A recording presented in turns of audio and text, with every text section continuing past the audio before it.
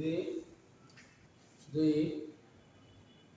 I want to look at another concept under derivative of functions, which is known as higher derivatives.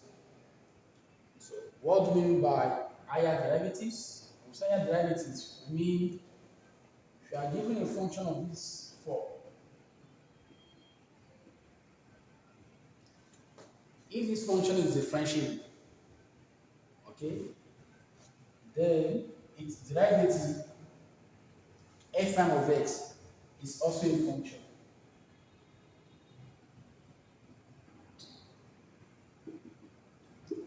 So if the derivative f prime of x is also a function, what it means is that this function itself has its own derivative, and the derivative of this means f prime, okay, of prime like this. Okay, if this is a function, the derivative of this function means f prime of prime. And of course, this will be f prime prime. So this f prime prime means the second derivative of this function. I will refer to this as first order derivative. More so, if f prime prime is also a function, what it means is that this f prime prime also has its own derivative, and because of this, okay, we can find the derivative of this function as this, and this becomes f prime prime prime. Okay, so this derivative, as they are moving higher, is what we refer to as higher derivative, and we can continue to do this up to the nth order derivative. Okay, where this is the nth order derivative. So let us explain this concept one after the other.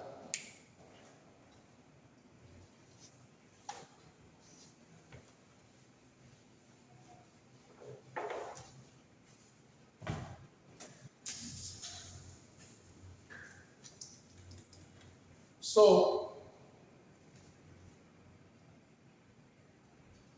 if f of x, or if y equal to f of x is differentiable,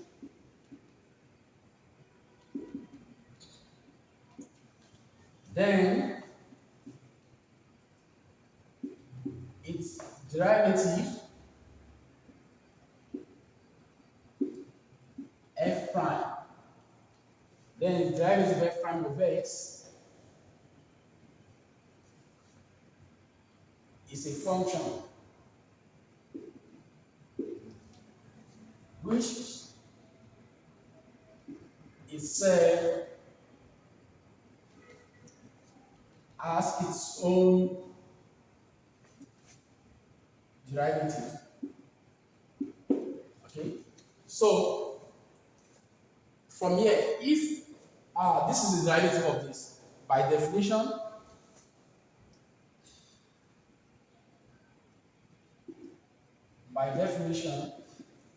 we say the derivative of f of x is the limit of f of x plus h minus f of x all over h. Okay, so by our explanation here, if f prime of x here, okay, after finding the derivative, is also a function, it means this itself can also be differentiated. We can find the higher derivatives, and of course, what that means is this. Okay, so let's do it this way. You know that when we say this means this. This means why this. So by the time we have this and want to differentiate this further, okay, this actually means, okay, applying the x on this, and of course this will become f prime prime of x. And the meaning of this notion in terms of the limit is this. What it means is that since we are adding additional prime here, this will be prime f of x plus h, f prime of x plus h minus f prime of x all over h. Okay, so this notion, okay, is the second order derivative. Okay, so let's write the name here. This means first derivative, and this means second derivative. Okay, so when we want to express this, okay, into the a simpler form. Okay, so in terms of what we have here, let us express this notion so that we can get a more simpler form of this in terms of limits. So according to this definition, f prime of x is this. So let's express it in terms of this. So this will be, want to express f prime of x plus h. Okay, accordingly, this is nothing but f of x plus h. Okay, defining this term to be this. You will recall that when we have x here, okay, we perturb this x with h, and this f of x remain. Okay, so again, what we have here is x plus h, which is this. So again, we perturb this again with h, okay, minus f of x plus h. Okay, accordingly, as we have it in this definition, so this will be over h. Okay, this minus, then you will recall that the entire f prime of x is this, which means this. Okay, so we can replace that here so that we will have f of x plus h minus f of x, everything over h. Okay, so f prime of x, okay, is this, so we are replacing it here. So by this definition, this is over h. Okay, so let us express this further. Okay, so when we bring out this denominator, okay, this comes out so that we can have a more meaningful expression. So this means f of x, okay, minus, don't forget we are taking this denominator out so that this will be all over h squared. Okay, so this term minus this term, okay, is minus 2 of f of x plus h. Okay, then this term is a positive f of x. Okay, so this expression we have here is the second order derivative of the function f of x. Okay, again, if f prime prime of x, which is the second derivative of this function, is also a function, okay, so one can also find the derivative of this, and that will become f prime prime prime of x, okay, which should be known as the third order derivative of this function. So let us quickly see that, so that we can have its own form.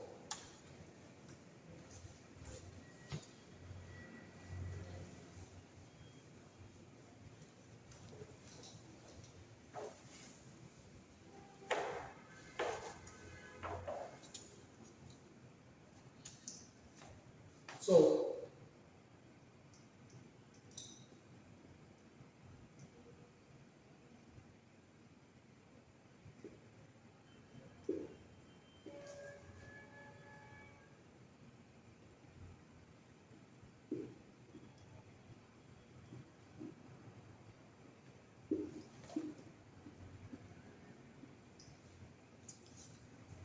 So if this is a function and is differentiable, so its derivative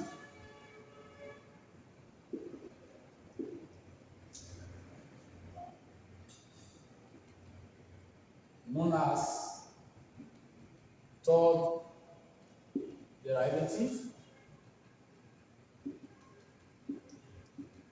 is given by, or is given as, okay, from here, don't forget what you have earlier is this. Okay, so we are taking again this for the third time, and this will be f prime prime prime of x, and this will be equal to the limit of, don't forget this one we have earlier. Okay, so if you are adding one prime to this, okay, that means you will add additional one prime to all this. So this will be this minus 2 f of x plus h prime plus f prime of x, everything over h squared. Okay, so now to see the normal form of this, so let us express this also further.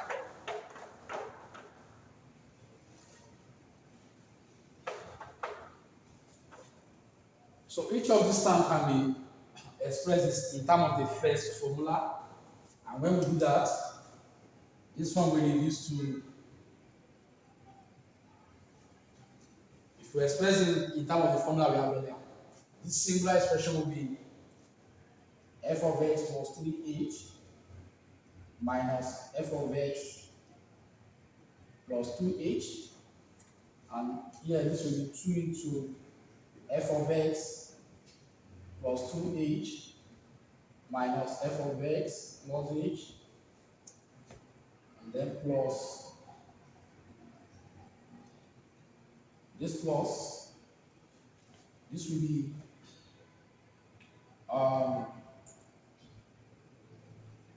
f of x plus h minus f of x.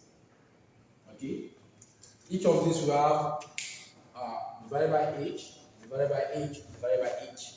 Okay, so their denominator, let us take it down. Okay, and when it means this, so it will be q. Okay, so accordingly, we can now express this form the way it should be. Okay, we see that we have one term of this. Okay, there are two terms of it here.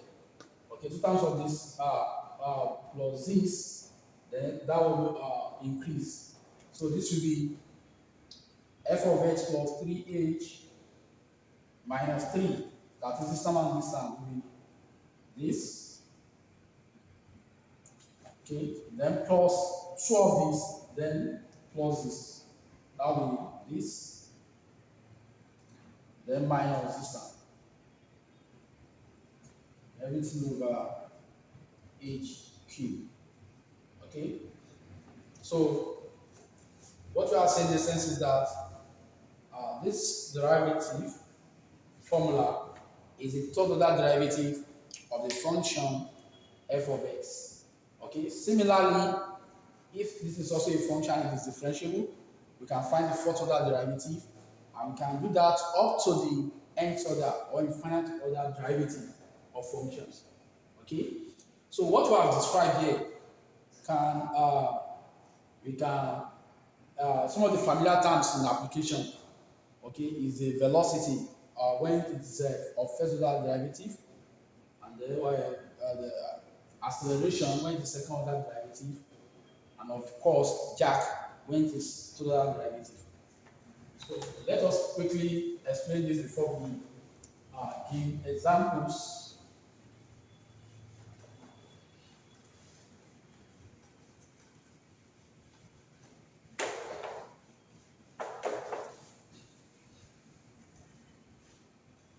So we want to give a familiar notion of this with respect to velocity, acceleration, and jerk, as we make use of them in the physical phenomenon.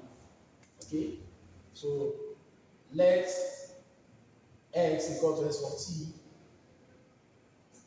be a position vector or a position function moving an object in a straight line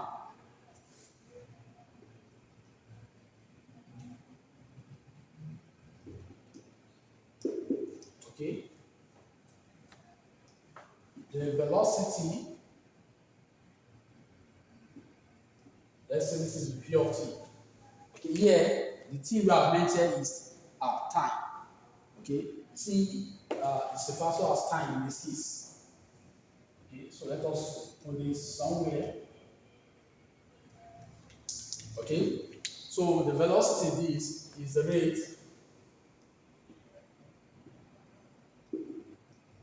Okay, is the rate of s of t. I would say the change in the s of t, which is the position function, and this is which is given as this. In this case, velocity v is similar to s prime of t, and of course, you know that the velocity is change in the distance. So the distance in this case is this.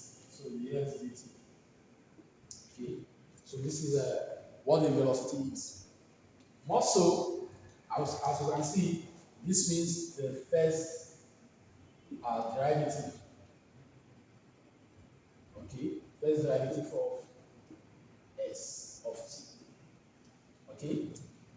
Also, the acceleration, as we also know it, is also a function of t, and this is the rate of change in the velocity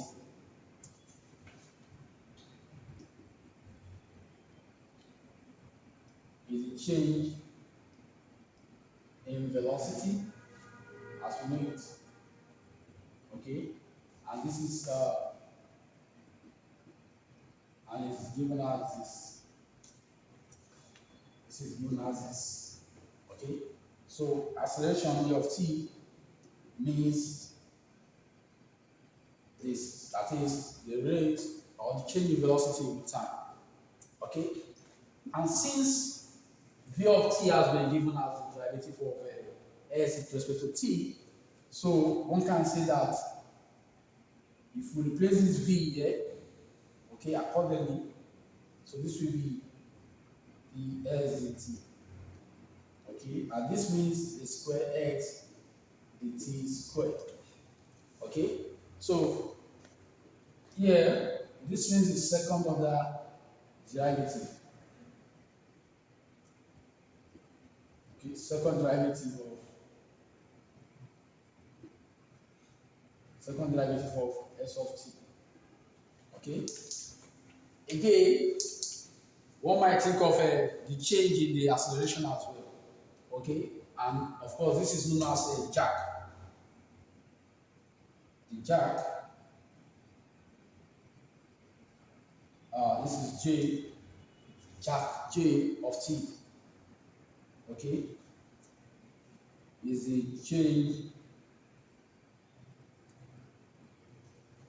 in acceleration, and in the physical phenomenon, this occurs when there is absolute movement. Okay, and one can see it in many of the applications when dealing with physical phenomenon. So this is change in acceleration given by the jack j of t is the a, okay, the t. Accordingly, since the acceleration is given by the second order derivative, okay, one may look at this as d dt of the square s dt squared, and this will be this dt, which is referred to as the third order or third derivative of the position function.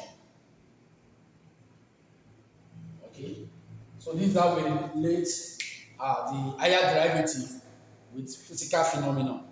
Okay, physical phenomenon such as we have it, the velocity, acceleration, and the jack. There are other applications of this. Okay, but we are just trying to relate this with most of the concepts we are familiar with. Okay, so let us see the example of the higher order derivative. How do we use the derivative formula to find higher order derivative for functions?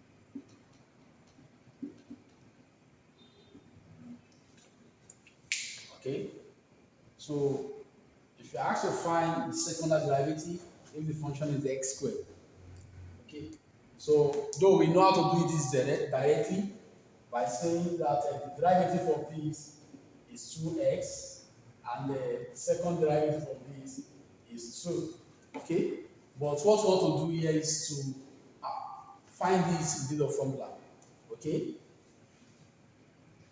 find this, want to use the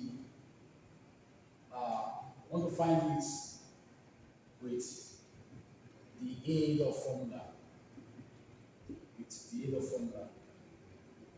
okay, so how do we arrive at 2 using the concept we are describing that in the formula.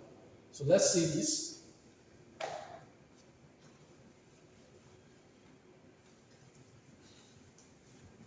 So in the second order derivative formula, you know that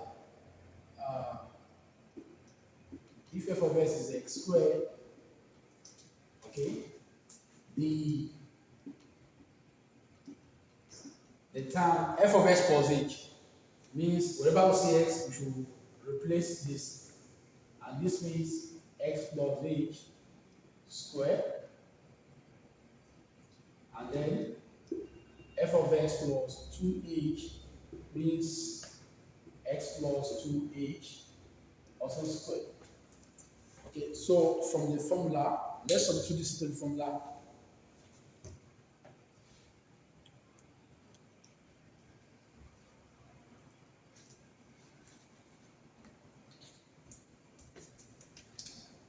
So therefore,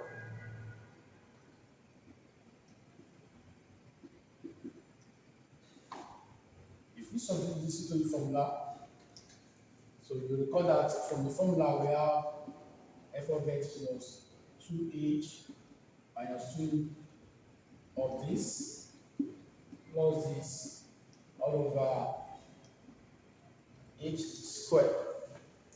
Okay, so accordingly, some of the terms we are in need of are given here. So we'll substitute all these terms, then evaluate this limit. So let's see that. So this is the limit as it tends to 0. The term this is this minus 2 multiplied by this, then plus x squared, everything over h squared. Okay, so by expanding the bracket that we have here, okay, so this will reduce this term into a simpler form. So this will be equal to the limit x squared plus 4xh plus 4h squared minus 2 into x squared plus 2xh plus h squared plus s squared. So everything over h squared. Okay, so let us express this further by expanding what is here. Okay, so this is the limit as h tends to 0, x squared plus 4xh plus this minus 2x squared minus 4xh minus 2h squared plus x squared. So this will be all over h squared. So looking at this, we see that there are some terms here that are alike. Let's pick them one after the other. Okay, this term, these terms, and these terms. Okay, remove one another. This becomes 2x squared, then minus 2x squared. Again, this term, okay, you can remove the entire this. Okay, so we are now left with 4h squared minus 2h squared. So accordingly, this will be equal to the limit as h tends to 0 to h squared over h squared. And of course, this is this. According to the limit law, this 2 is a constant, and the limit of a constant according to the limit law is a constant. So this is equal to 2. Okay? So that is why I will say that the derivative of this using the direct method is 2. Okay? And this is just the how. Okay? How that becomes 2. Okay? So let us see another example. But this time, let's consider one example under the transcendental functions. Okay, the function exponential x. Okay, so let us also see how we can obtain the second order derivative of that using the formula. Okay, so let us just change some motion here. Okay, so here we have. Okay, let's change some time.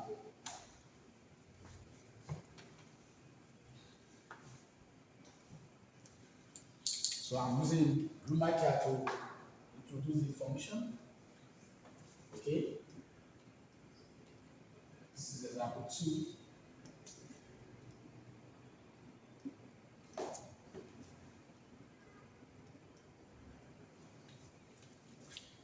Okay, so it's the same formula.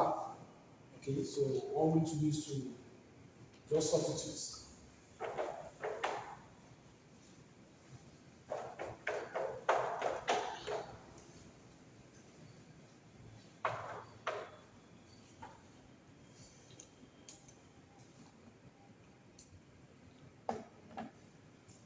So to do this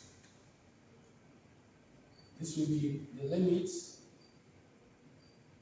of exponential 2h as we have it minus 2 exponential x plus h plus exponential x.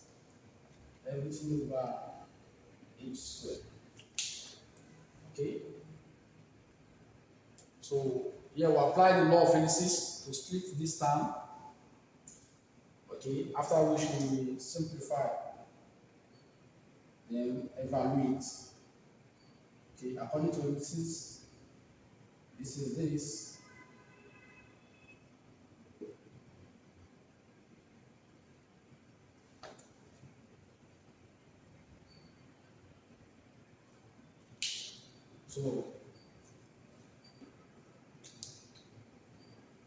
So this is equal to exponential x is common, so we can factor that out in order to get exponential x into exponential 2h minus 2 exponential h plus 1, everything over h squared. Okay, so here also, this exponential function is in quadratic form. Okay, that is, if you take this h to this, if you make h another letter, okay, you see that this is a quadratic in nature, and by expressing this in terms of the factorization method, this will be the limit as h tends to 0 exponential x, the entire this term will be exponential h minus 1 squared. Okay, by expanding this term, we get all this. Okay, so this is over h squared. Okay, accordingly, this exponential x is independent of h. So this limit will not affect this, but this limit will affect this. So under the limit law, what we use here is the product law under the limit law. So this limit, when it affects this, it will not affect this, but it will affect this. Okay, and if you look at this concept is a standard limit.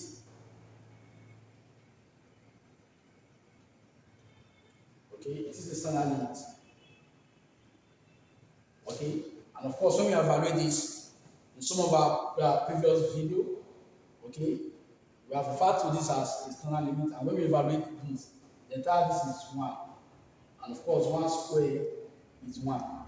Okay, so accordingly, if we apply this here, this is exponential x multiplied by 1, and of course it is exponential x. Okay, this is the reason why we say that if you use the direct form of this, the first derivative of exponential x is exponential x, and of course the second derivative is exponential x.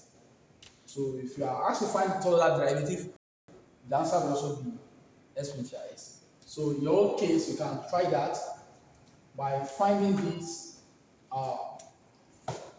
total derivative using the formula to check whether this will remain exponential x.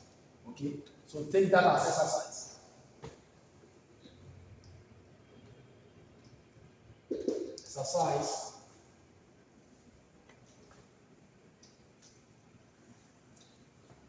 Okay, so you can make a copy of your exercise. I will send a link to you where you can send your result to me. Okay, you have to confirm whether you are right. Okay, and if it is not, we'll try to put you through. Okay, so this is how we do this using the higher derivative formula.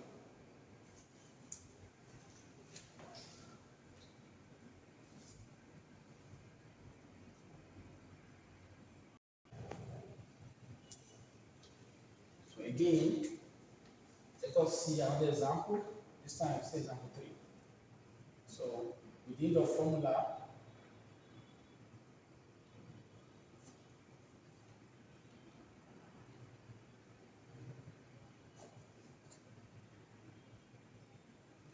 so we want to find the second order derivative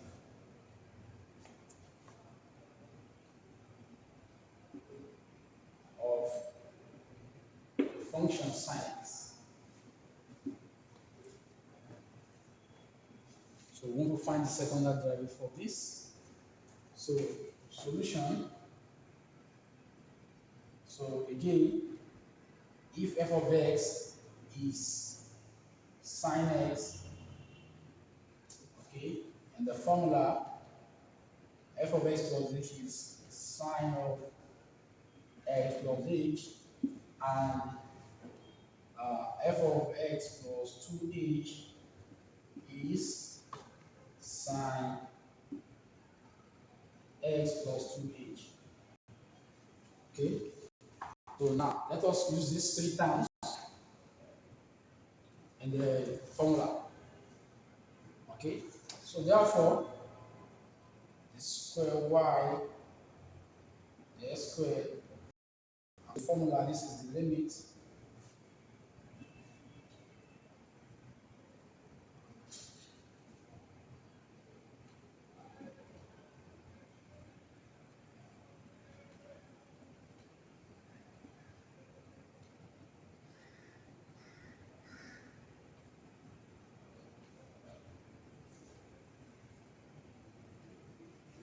So let us substitute this into the formula and then simplify this to seek the second derivative of this function.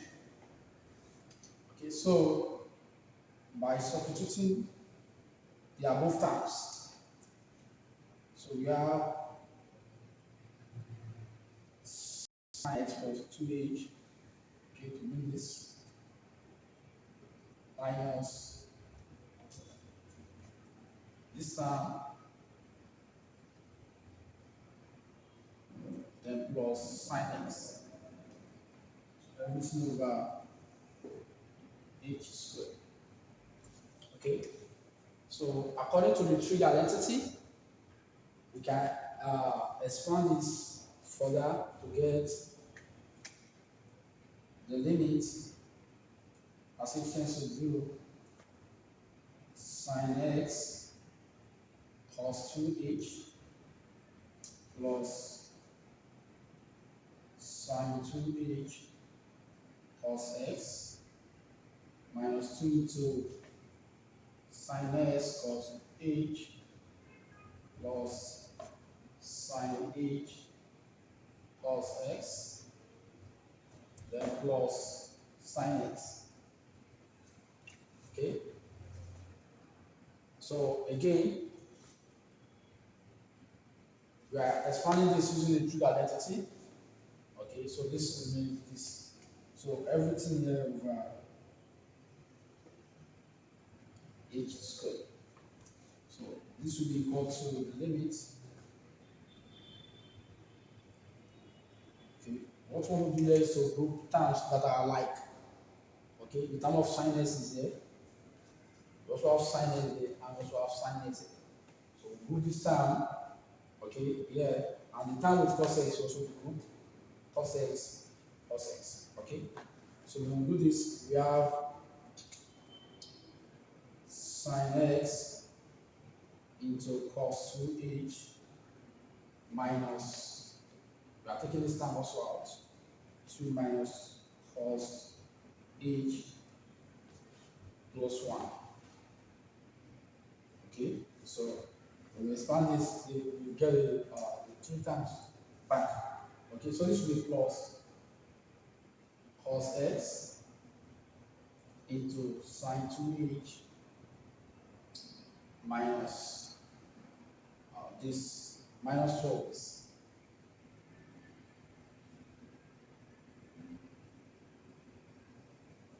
Okay, so since they both share the same denominator, okay, so we can share the denominator on there.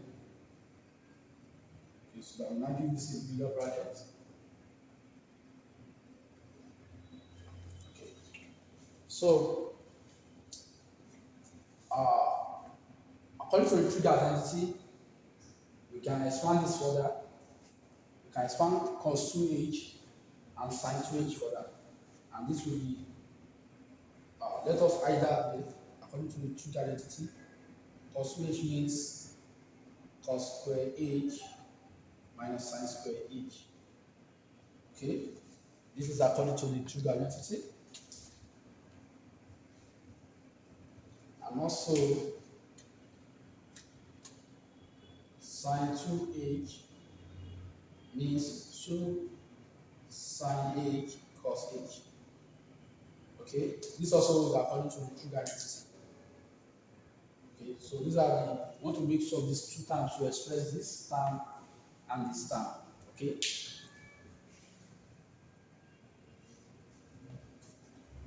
So let us move on.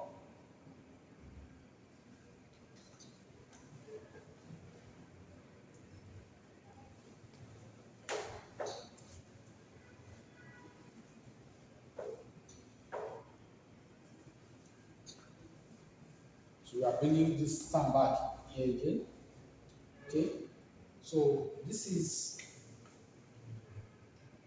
sine x into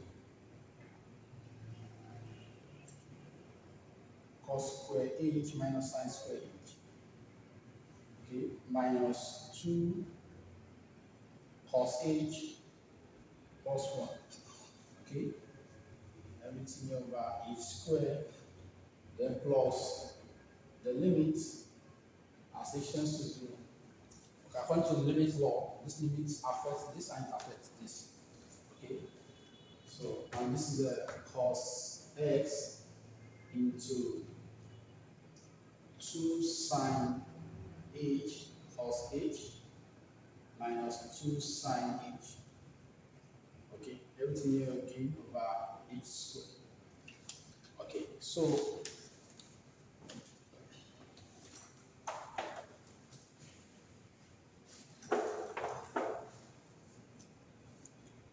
we can now expand what we have here. Okay, now to have a more compact form. So we want to expand this further and then further split them into a smaller part. Okay, if you are grouping this term and this term together, okay, you see that cos square h minus 2 cos h plus 1 is a quadratic form. Okay, so we express that in the form of quadratic, and then we now group this term into 2. Okay, of course, this is a sine x into cos h minus 1 square, okay, minus sine square h. So we get what you have done here. Okay, so we take this term out and then group this term as this, then minus sine square h. Okay, this term is multiplying everything. Accordingly, okay, we can give this over h squared. We can also give this over h squared. Okay, I think that is taken. Also, as this is plot the limit as h tends to 0, 2 sine h is common there. Okay, so we can factor that out to get cos x 2 sine h, and everything here will be cos h minus 1. Okay, so because we have this to be square here, we can split this also to the denominator here. Okay, of course, we'll multiply that, we'll multiply this is also this. Okay, so we are doing this because we are bringing out a notion that are familiar in the literature. Okay, so this notion is familiar, we are familiar with this notion under the limit, of course, the standard limit. We are familiar with this notion also under the limit. We're also familiar with this, we're also familiar with this. Okay, so now this limit will not affect this, but it will affect this and this. And of course, when we express this further, this will be limit. Oh, sorry. This will be sine x. Okay, because this will not affect this. Okay, but this affects this and this. Okay, so this will be the limit as h tends to 0 cos h minus 1 over h all squared. Okay, by law of indices, that goes then minus the limit as h tends to 0 sine h over h all squared. Okay, that's also under the limit and under the law of indices. Okay, so again, this is plus, this limit will not affect this cos x, but according to the product, this will affect this. The product law under the limit law, so this will be this.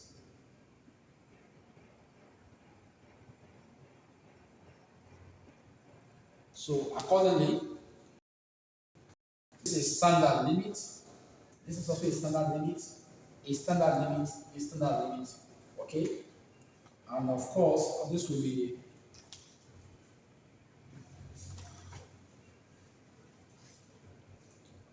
equal to sine x into, okay, this is the standard limit. We evaluate this using the method of instantaneous form.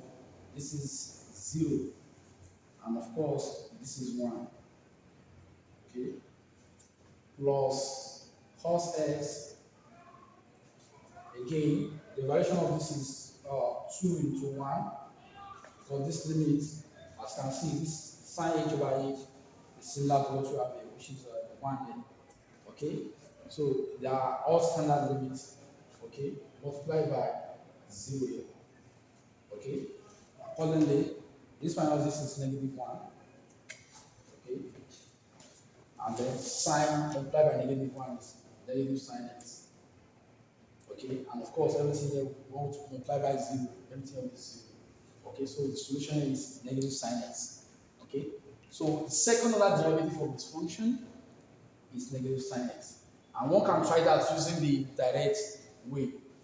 Okay, we have known before now that the derivative of sine x is cos x, and of course, the derivative of cos x is negative sine x. Okay, okay, we are just using the formula to actually confirm the higher order derivative.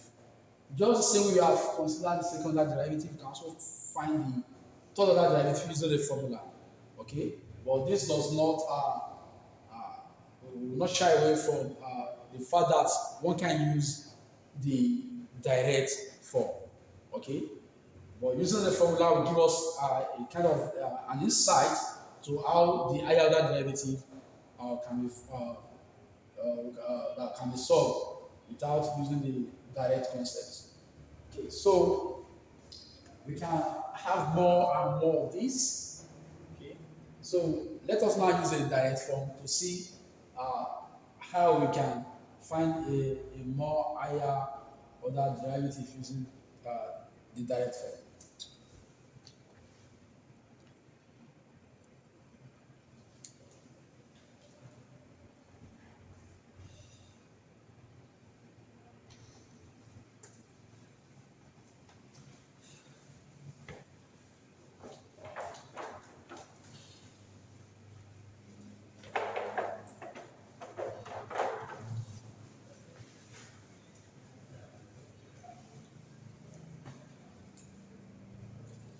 Okay, so here, okay, finding the fifth order derivative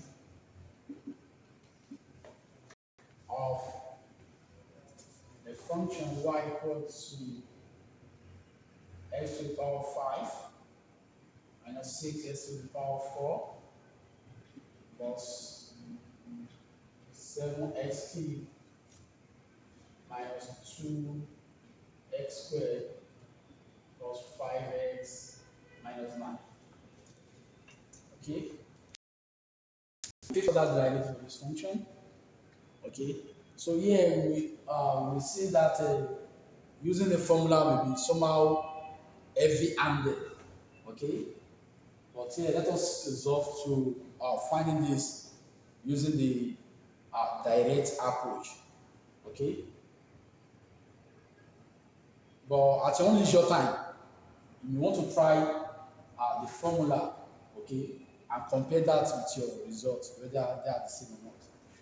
Okay, so you see that this is a quintic polynomial function, and of course, we have earlier said in our previous video that all polynomial functions are differentiable, and because of that, this is differentiable since it is a family of a polynomial function, and because of that, the derivative exists. Okay, that is the first order derivative. So when we differentiate this will be this. Okay, using the power law for each of the terms that we have there. And of course, this will be 24 x cubed. This will be 21 x squared. This will be minus 4x, and this will be 5. Okay, this will be 0. Okay. Again, this is also a polynomial function, the quartic type, and it is also differentiable everywhere. And because of this, you can find the second order derivative for this. Okay, and of course, this is 20 x cubed minus this will be 72 x squared plus 42x minus 4. Again, this is a cubic function, okay, which is also differentiable everywhere. And because of that, you can find the derivative for the second order, which is the third order derivative. So this is this.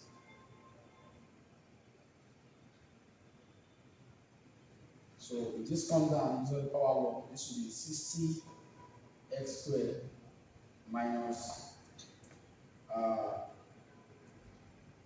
144, right? Okay, x, and this is plus 42. Okay, so again, this is a quadratic function, which is also differentiable everywhere, and because of that, okay, we can also find the fourth order derivative of this function.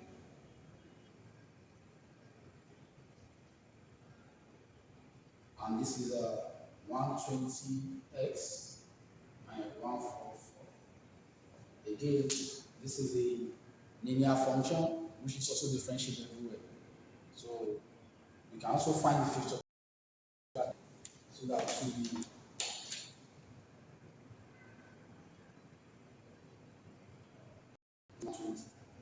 okay. And this is how we do this using the direct approach. Okay. At all leisure time, you want to try the formula to see whether the results compare favorably with this or not. Okay. So let us now give some exercises, okay, that you can lay your hands on after watching this video.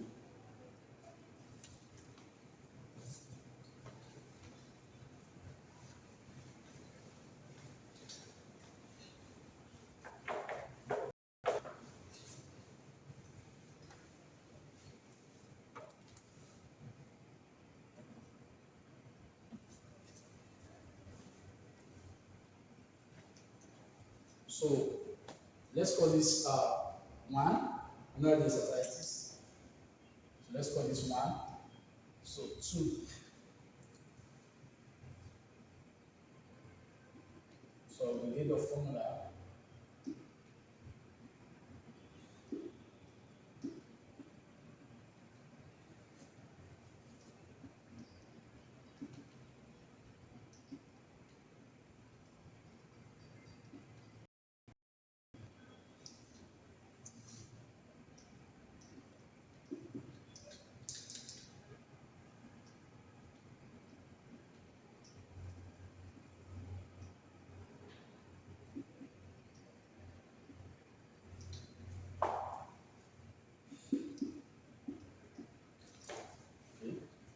So, under C, y equal to 1 over 1 plus x. Okay, so we did a formula. So we want to find all this. Okay, so this must come with the notion that this is not, the xi is not negative. Okay, so 3. Without the formula, find the sixth order derivative. Find the sixth order derivative of the function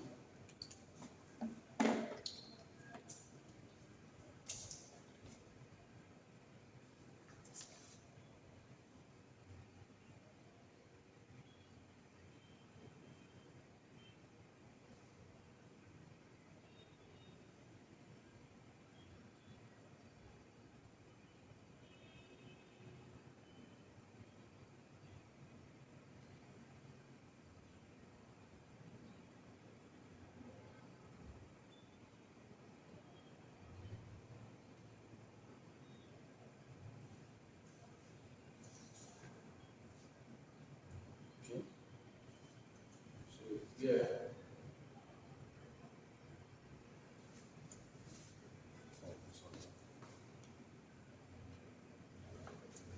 So you can take this as the exercise, and after you have done all this, I will send a link in the comment section where you can submit this now to confirm your results or answers. Okay, so that is that on higher derivatives. In our next video, we'll be looking at application of differentiation. Okay, so bye for now.